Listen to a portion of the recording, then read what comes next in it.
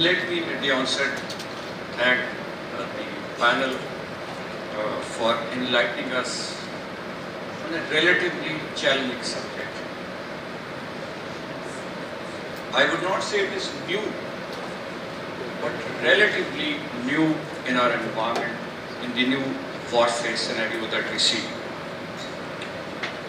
So therefore, the questions and the answers indicated this thing. We have a lot to talk, we have a lot to discuss on this. So my special thanks to the panel for very exhaustive discussions and giving answers, especially Zubair. He is short on time also, so I will not take much time, sir. And in fact, after seeing all this, I am leaving my script aside. I just answer two questions about the Air Force that somebody asked. Being the President CAS, I find it my responsibility. Number one was the cost of technologies.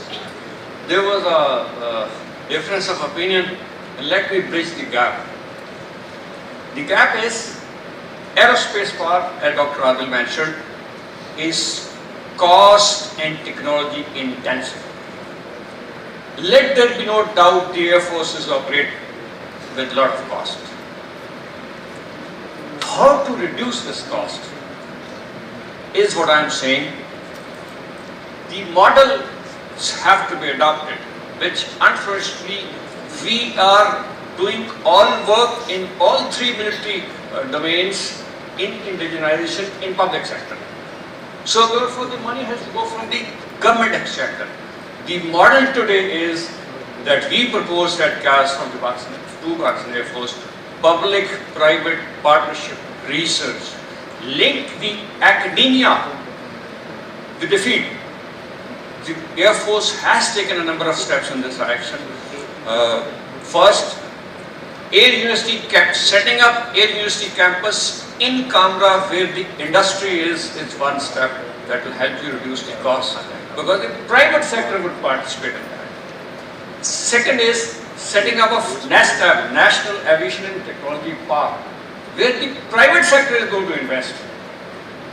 So therefore, the way forward is what Avium 5 said, it is cost intensive, but we can reduce the cost by involving the private sector and let them make money out of it by selling it to third country. So that's the model available and is about to take off in Pakistan. And I think that's the way forward in terms of reducing the cost of emerging technology and our other technology. The second question was about PF, something like, what shape of the PF and all that, and then Adil answered the aerospace part. Yes, aerospace part. We at CAS, being a think tank, have done research, it's been classified, of giving a concept, what should be the shape of Pakistan Air Force in 2047. This is a classified document, so we are aware of what the Air Force should be, but answering your question, yes, the Air Force, the air power has to keep in mind the technologies that we're talking. Let me give you an example. The military commanders know most. The OODA loop that we talk, decision-making loop. OODA loop decides a lot about your application. It has four elements.